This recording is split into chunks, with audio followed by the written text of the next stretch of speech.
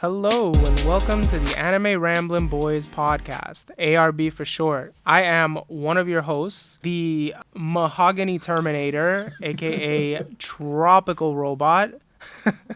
What happened to Riki-kun, the artist that Tropical Robot was formerly known as? Who knows? Some say that he just couldn't cut it at the gym. He just lost in a flexing competition and was flexed into oblivion. And on that note, I'll pass it off to one of my co-hosts. Hey y'all, how y'all doing? It's Ranger here. I ain't in no flexing competitions, but we sure is working out because that's all we can do during Corona. Hey everybody, I'm Base, and I swear to God, I would pay twice as much for my normal gym to attend a gym like the one in the show we just watched. And I'm Silver, and I really miss deadlifts. Oh, you have no idea. True. I miss change moving your heavy life. shit. It does. It's a game changer. So what all of us have somewhat been hinting at is the topic of this show. This week, we actually watched How Heavy Are the Dumbbells You Lift? It was a very endearing show, and so to kind of kick our episode off, what I actually want to do is the thing that we normally do and just ask. So, what were your general impressions of the show, gentlemen? I loved it. It was so good. To be more specific, Makio's best boy. It's a very simple premise, but it has one job and it executes it flawlessly for the most part. It's only a 12-episode series, very easily digestible. Even if you have no prior knowledge of workouts, gym equipment, gym etiquette, gym anything, the show does a pretty good job at explaining it in a way that it's pretty accessible to newcomers. So considering that the show is probably tailored towards a specific audience of anime watching people, I feel like they did a really good job of making that information accessible. The characters were wonderful, memorable, and yeah, Makio's best boy. Yeah, so I went in, general impressions, I also think it's pretty good. It's fun, it's enjoyable, it sticks to its premise and executes it well. When I first saw the character models and the designs, especially Makio's, I was like, I don't know what this is supposed to be, but we'll see. I didn't really go in with any expectations, and I guess I came out feeling good. I constantly had a smile on my face. I was laughing at a lot of the things that were happening in the show. And I never felt as if I had to try hard to watch the show. It was just there. I always enjoyed watching it. But I also felt I could go do something, come back, and keep watching and still have an enjoyable time and just pick up where I need. So overall, a good show, very casual and very easy viewing. I agree with everything that's been said, and it was a fun ride. Seeing how instead of, especially me, getting more into workouts and being body weight workouts, the fact that they brought that in some parts, I was like, ooh, okay. And even not trying to get too specific, but just the characters were fun. It showed a good gym culture and just good people overall, which really I didn't know how it was gonna be when I first started. I was like, oh no, a gym anime, where are we gonna go with this? But it ran really well. It was easy, and honestly, I recommend it to a lot of people, especially if they like workouts and going to the gym and things like that. I echo what all of you have said, and I will say, in my opinion, is it the most tightly written, highest complexity plot, three-dimensional character having show in the world? Is something to write home about? Probably not, but does that mean that it's just kind of something that you watch and turn your brain off and that's it? I don't think so in any way, shape, or form. And in fact, I also thoroughly enjoyed this anime and the way in which it made me actually reflect about the various reasons for why folks go to the gym, whether that be self-improvement, building community, and also some of the very I guess prominent features of gym culture, what we might call good or a healthy gym culture versus a negative or like an unhealthy gym culture, and also just about sexuality, man, because this is an ecchi and this is the gym, and we'll get into this a little bit more as we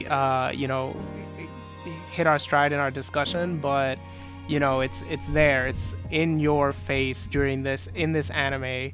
So with that said, fellas, how about we actually start? Let's talk about our main girl, Sakura Hibiki. What did y'all think about her? Not gonna lie, until you brought up her name, I completely forgot what her name was. That's terrible. That's Wasn't terrible. that bad. I was never that bad. She was the main girl, and like at least knew her name. I guess I'll start. One thing I'll say about the characters is that even though all the characters are in some ways archetypes that you could easily fit in, the way they interact with each other is all great, and it all kind of centers around Sakura being like the person that we initially meet and the person we're initially following and learning all about.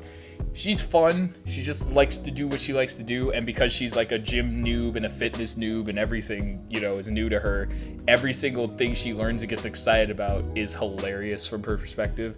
But it never gets to a point where it's like, a typical new person going to a gym getting like super discouraged because they can't do certain things or like things are hard for them. She keeps it up, and then she has hidden talents that when they like pop up and the art style goes into this like pseudo JoJo-esque like serious like hard cut lines, I'm always like, oh, this is great. But no, I think she's also a great analog for people who have like never even considered going to the gym before, not even considered fitness, never considered what they eat or anything like that, because she has like relatable issues that I think a lot of people, the first time they decide to like try to do anything, can do. Like, I'll just start running. You can't just start running and you'll hate it. Or I'll just do these things and my body is sore. Oh, you should try these recovery things that, they're not that intense, but they'll help you in the long run. And then like forming a group of people to go with and is also part of that, and that'll just encourage you. So Sakura's a good vehicle for viewers into like this world of fitness or nutrition or just trying to feel good about their own like bodies and self-worth that the viewer can put themselves into. I think you kind of covered it, that she's kind of like a stand-in for the viewer, especially like the kind of person. So I can't definitively stake too much into this claim, but just for purposes of amusement, I think I'll just say that there's probably two major camps of people who watch this show, and it's either the people who are noobs completely to like gym culture, who are in it for like the cute girls, and maybe they learn a little bit about gym culture and end up deciding to go to the gym. Who knows? The show kind of tries to educate them and prepare them to do that.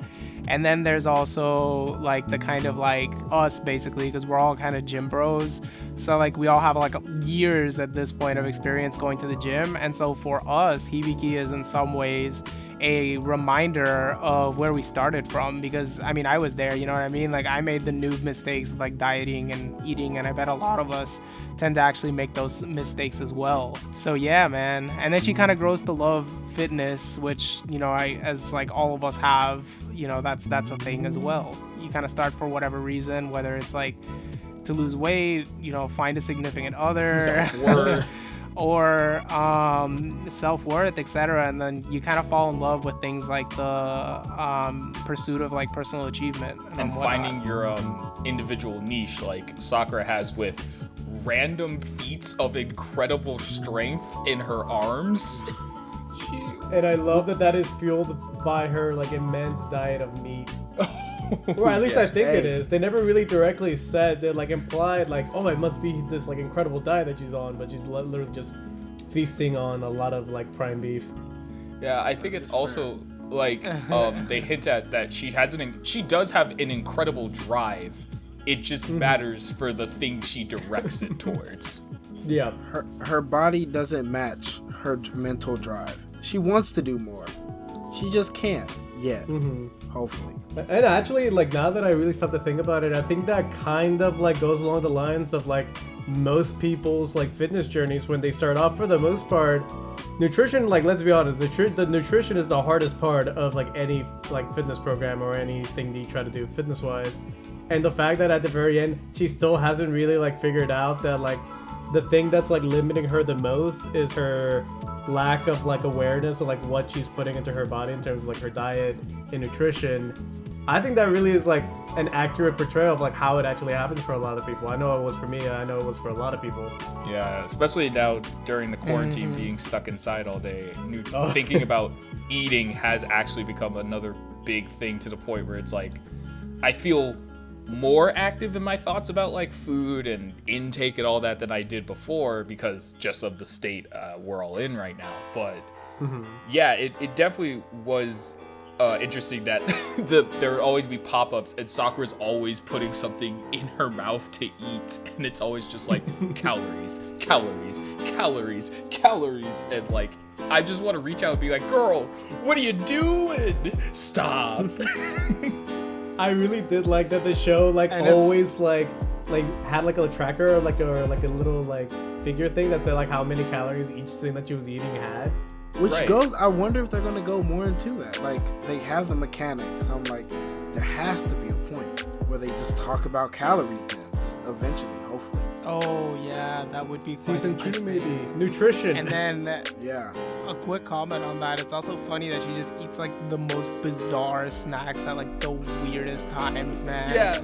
Like this girl will just casually down a corn dog with like like mustard and ketchup all over it right after a workout, and it's like, girl, Man, after a workout, you know who what I does really that? want to do? I want to get some huge bowls of ramen and just inhale all that like fat, juicy goodness. And I'm like, oof, that does not sound like that would do my body any good. Not from like, oh, I should like worry about what I eat, but more from a like, I don't think my body's in a state right now to absorb that type of rich nutrients.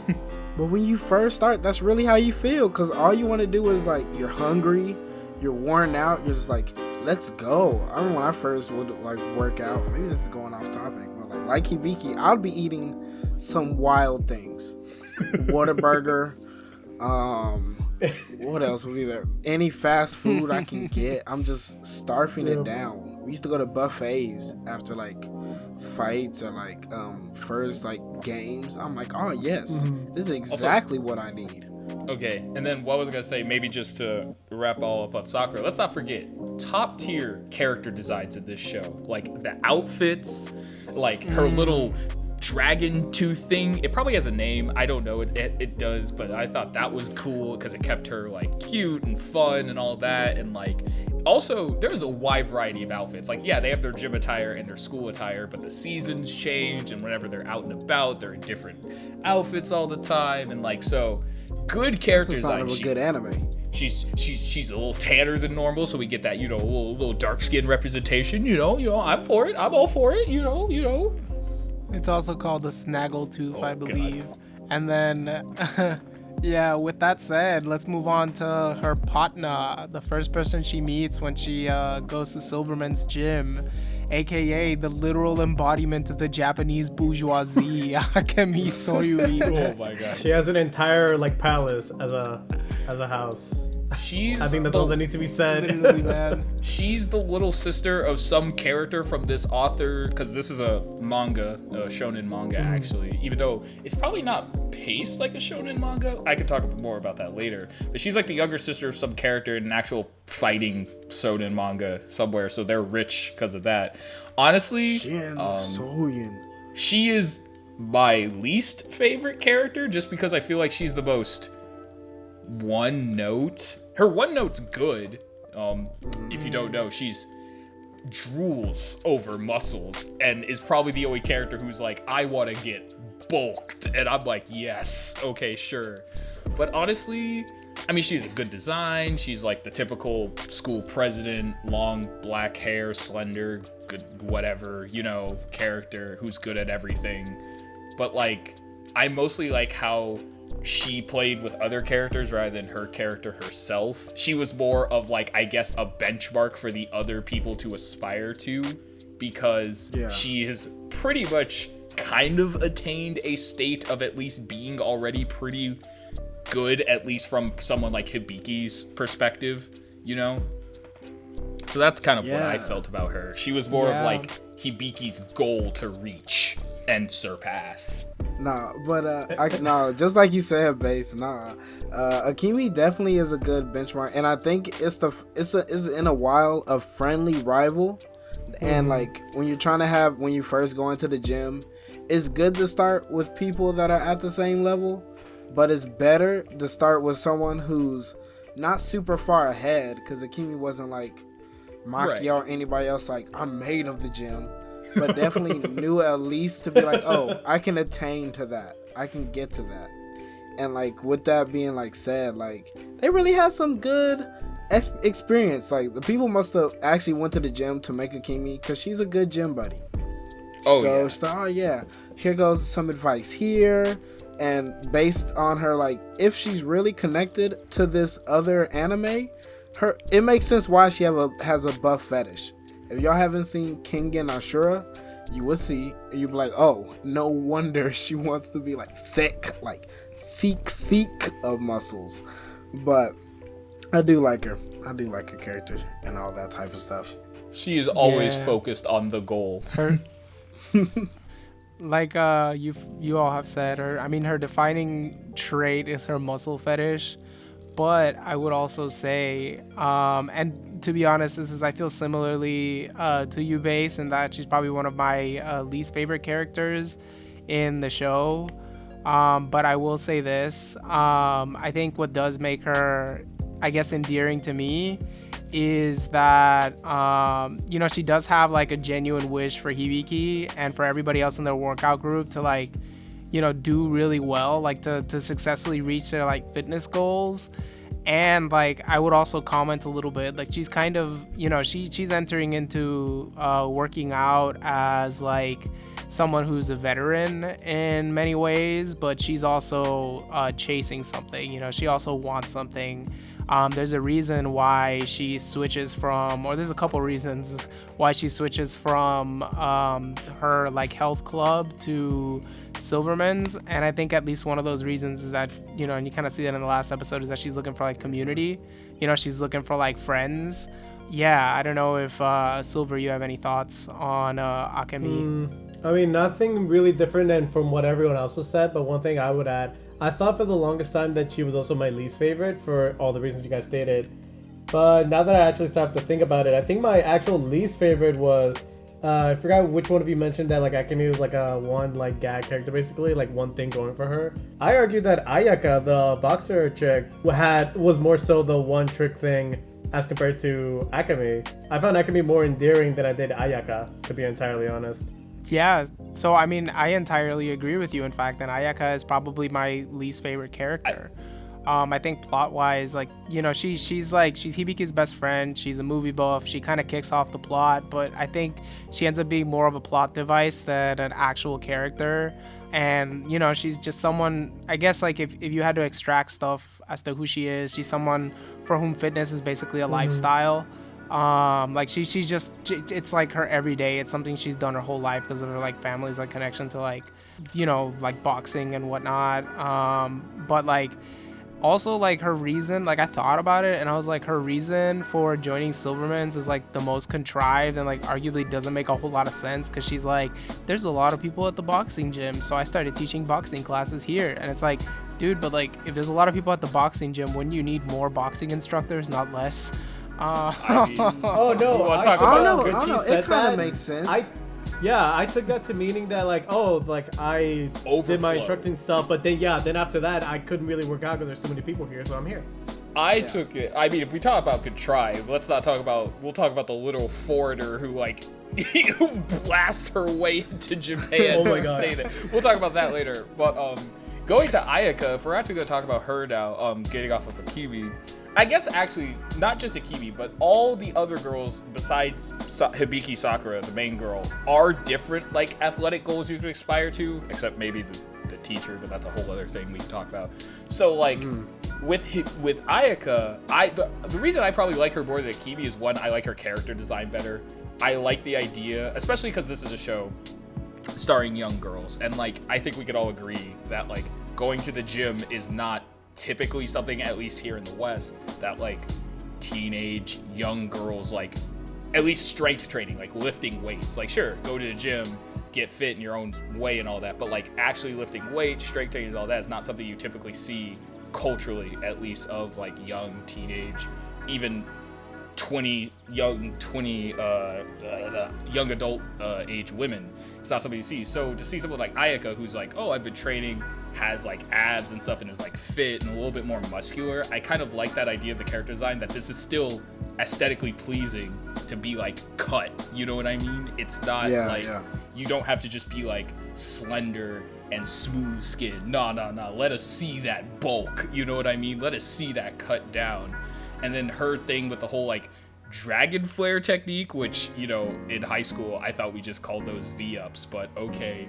I like how everyone kept calling that like the most advanced technique ever, and it was like something that's like, oh yeah, of course Ayaka could do it, could look at her abs, like, and I'm like, yes, if you want that lower, that intense Sports Illustrated cover feel, like you gotta reach down and like do that. So I also just liked her and her sister and the whole boxing gym. They were so funny.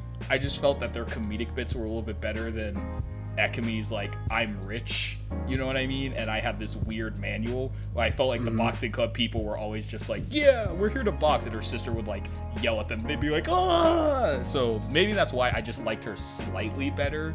I mean, she wasn't like top tier characters and all that, but I still just, that's what I enjoyed about seeing her. She was also generally, I was going to say, a straight man comedic wise compared to like all the other girls. That's true. Actually, I kind of disagree. Like, yeah, a little bit, but I argue that the biggest straight man was the teacher, Yakuza. Well, yeah, we'll get there. We'll see why she's the best girl, but like, we'll get there. Oh, I have a tie for best girl. Absolutely for me, best girl. Well, actually, it's a three-way tie.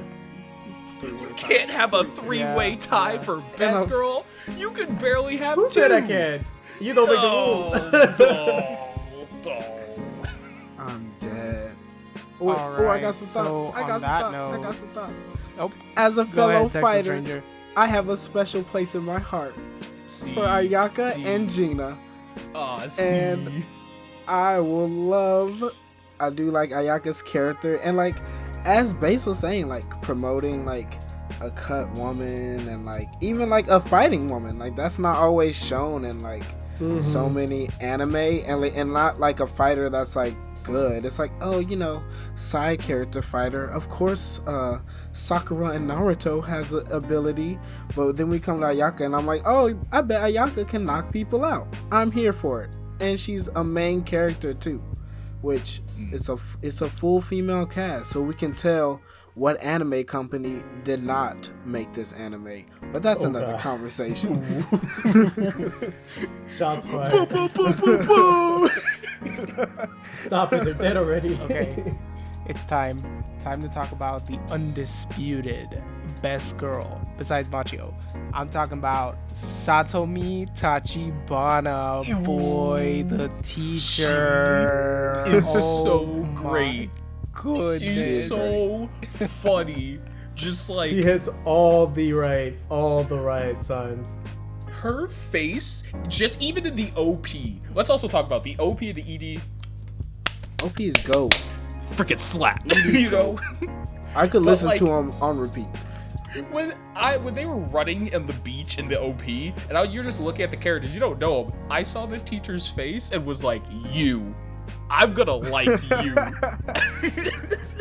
I'm dead. Just like, how much she like is like internally nervous about everything, but she's still part of the workout crew, so she's still going along. But like everything that happens to her is just so funny, and I don't know why it's funnier when it happens to her as opposed to like the other girls.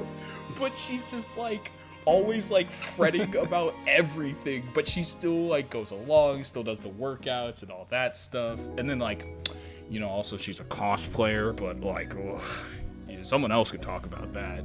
Wow. Wow. Yeah, she's also 29, so there is that kind of older woman, but like also accessible thing. Yes.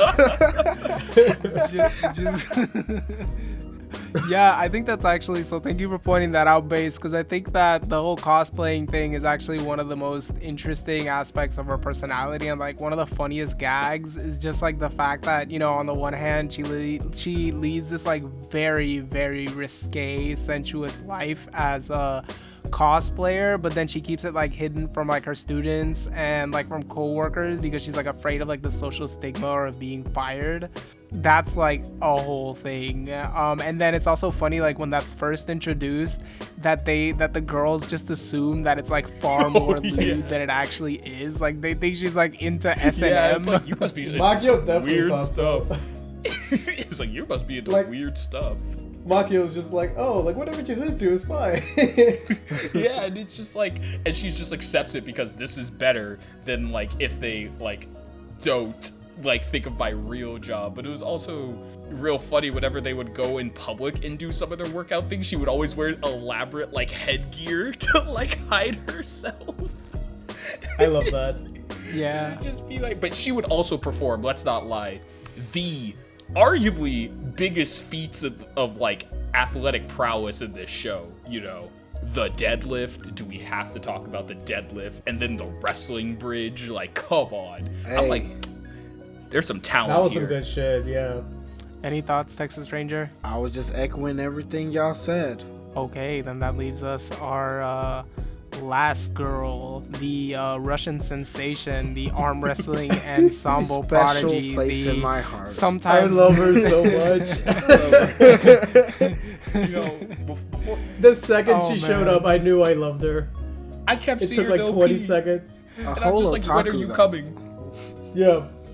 But then she's like wrong. She like mixes up like Japanese with like Chinese things, mixes up like Japanese with even American things. It is just like not at all like correct in half the things she thinks about. Like it even says the whole thing where she's like, "Oh, I play the stereotypical Russian that you see in anime and stuff just to hide the fact that I am completely not this person." Didn't say she was good. she's like, I cycle through each of the three stereotypical Russian characters, like the cold intellectual, the revolutionary, and then I don't remember what the third one was. I think it was just like a remember what that was, but screaming she's- bear, just like an angry bear. No, that was Putin. Oh Sounds yeah, about right. Our That great sounds- leader, yeah, that's Putin, it. Putin That's or it. whatever they call them. Vladimir Putin or whatever. Poutine. And she's also, and even though like she's not like best girl in my opinion because that's a teacher, she has I think one of the best character designs. I like the white hair, I like the conniving eyes. She's always doing these like Code Geass-esque poses that are just like haha. She's very much she's very much the tune-in character of the show. She is the Chuny character And she's of the show. always I was Yep, gonna go say ahead. she's always thinking, because her also thing is that she's supposed to, because Sakura, like, I don't know if you people care about spoilers, but spoiler, Sakura beats her in like an arm wrestling competition. So like she then makes it her mission to like figure out like the secret techniques of Sakura. But as we all know, Sakura is just a force. She just kind of goes. She doesn't even know herself. So like, and this motif doesn't last like throughout the rest of the episodes. It's like for 1, 2, or it pops up here and there. But she's always trying to like see the hidden techniques of Hibiki Sakura, and it's always hilarious because the narrator and everyone else is always just like, oh, she's just like this. This isn't anything special. I don't know. One thing, correct me if I'm wrong, I may be just forgetting the order of like chronological stuff that happened in the show.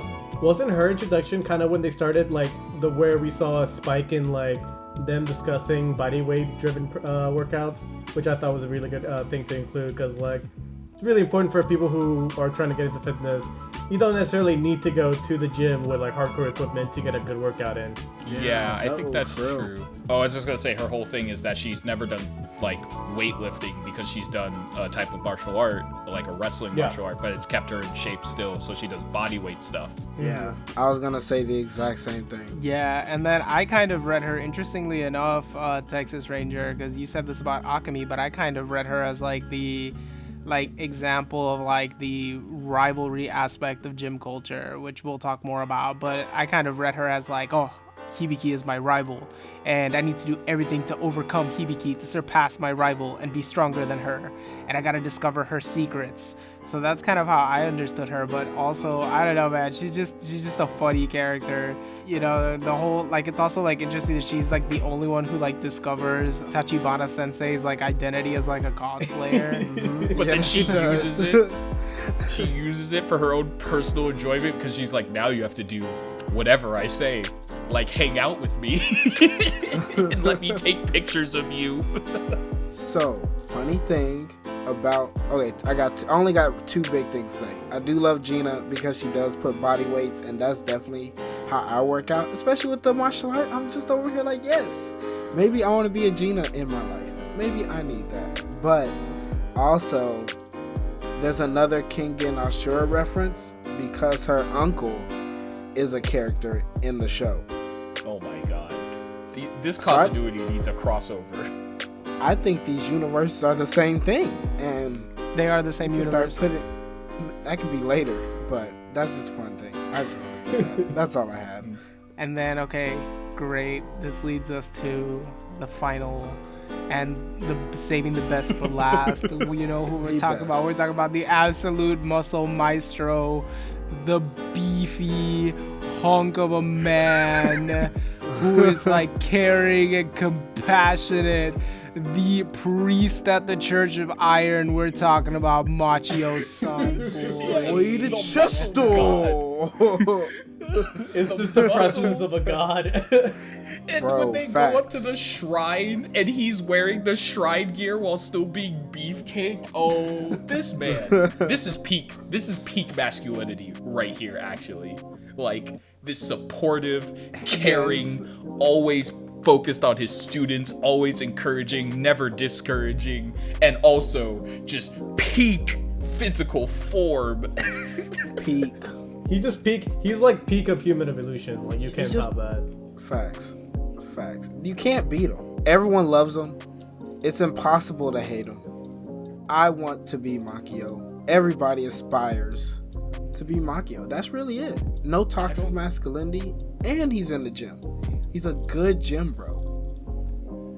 I don't think there was a single time Makio was on screen where I wasn't smiling. Just his presence, even in the background, where he's just like, triceps, legs, and he's just like, also, he's all over like the OP and the ED too, and I'm just like, oh my god, like, this character just made the show for me. It was like, if I could just watch this man just exist, just be with his crew. And then it's also funny how, like, literally every time someone new comes to the gym, they fall in love with him because he's like, you know, a good looking guy and all of this, and then he out and they like, oh, this is what he's really like, and they still like him. But admittedly, I was sometimes a little disappointed how they would look at him and then be like, oh, he's too bulky. And I'm like, what is wrong with you? This is the peak right here. This is what we are trying to achieve. Get out of here. Shoo, it's okay, Makio. I'll love you.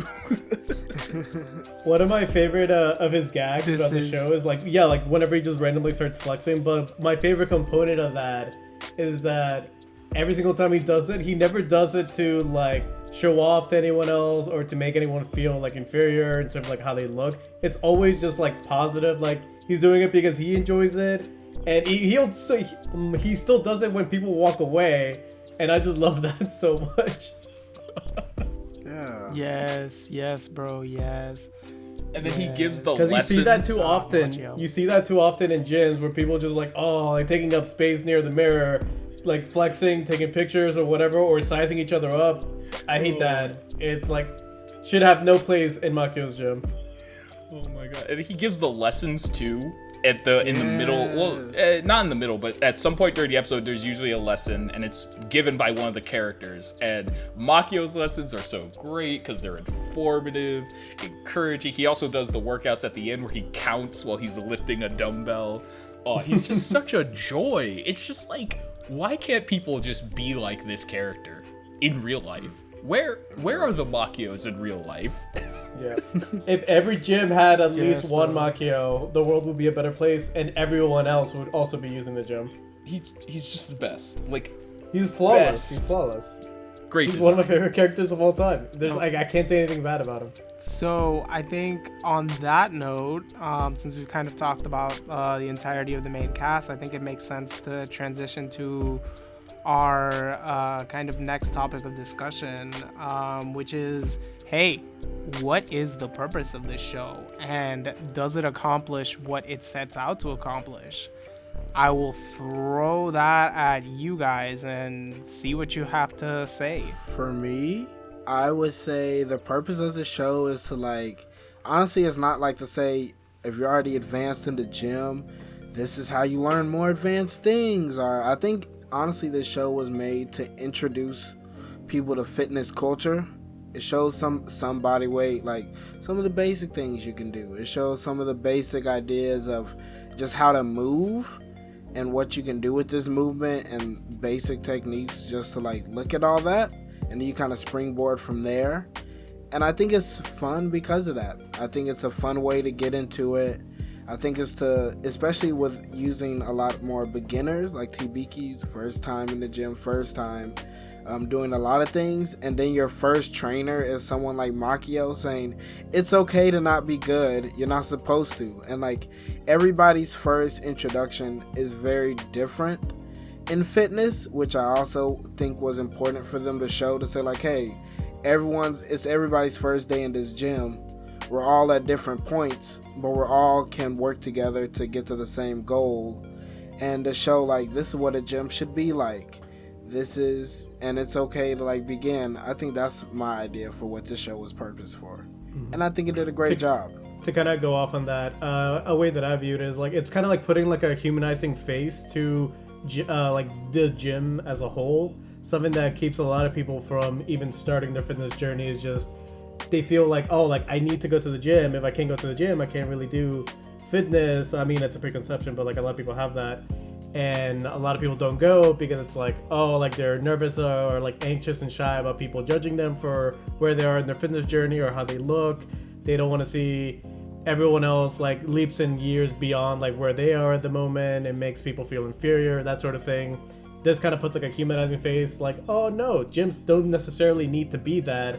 It can be a place for a community, for people to come together with similar goals and personal goals, body development goals, and to like try to work together to do that. It doesn't necessarily need to be like a dick measuring contest, like, oh, like I'm stronger than you, or oh, I'm much better at doing this or this than you.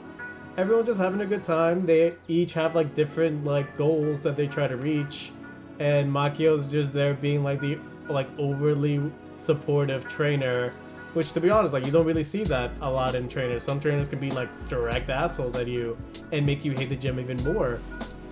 Them trying to humanize trainers also was like a pretty cool thing that I appreciate that they did. So for me, and this is how I thought, right around when I was getting to the end, the show I started to realize is sort of like, do you remember when you were like a child and you watched like PBS Kids shows? Like shows that had like lessons for like daily life, but also still wrap those around like characters and plots and all that. That's kind of how I took it. This is like a show, a kind of upgraded version of that, where it's like, yes, that we're targeting a specific area of lifestyle that like could be for people who are interested and would generally be beneficial to all involved, and we're gonna wrap it around not sort of an educational straight up, oh, we're telling.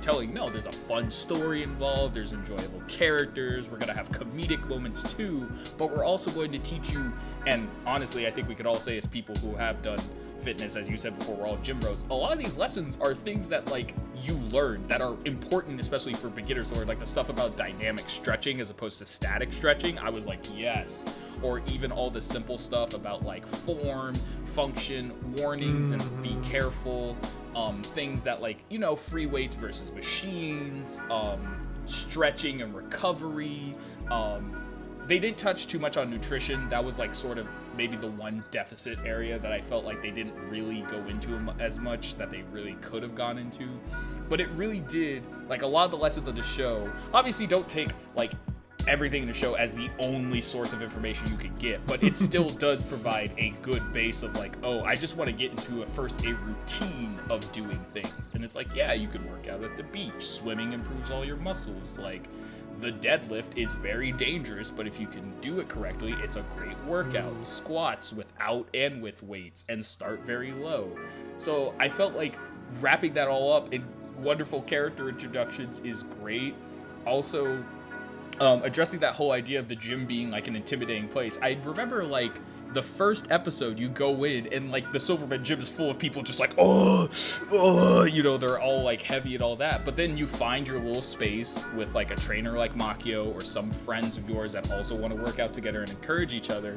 And you don't, and then at first that seems scary, but over time, those background fitness guys, you look at them in the background, they're all admiring each other and being like, looking good, bro. Like, oh, you look great. Oh, that's a good lift over there. Yeah, we're all here to celebrate and like help each other on this journey. I'm not saying that you're gonna find that in real life as much as you could in the show, but at least it is a peek into how, if you do get that small group of like supportive, like genuinely supportive, not just like fluffing you up, but also like pushing you to like do more and all that, it could actually be a rewarding and fun experience where at the beginning of the show, all the characters talk about like, oh, I'm just doing this to like try and see. And by the end, it really does become fitness is something that they actively do as something that they enjoy doing. Hey everybody, it's your boy Tropical. If you made it this far, you've probably realized that this is part one of a two-part series about a show that has a special place in all of our hearts. How heavy are the dumbbells you lift? If you enjoyed this episode of our podcast, please feel free to leave a like and a review, and to follow us on Twitter @BoysAnime. Also, please feel free to check out our YouTube channel. And if you're interested in more Ramblin' Boys content, we're actually going to have another YouTube channel for actual more in-depth video essays called Otakutariat. So look out for our first couple videos on that channel coming out soon. And with all that stuff said, hey, thank you all so much for tuning in, and we'll see y'all next time. Peace, love, swag, y'all.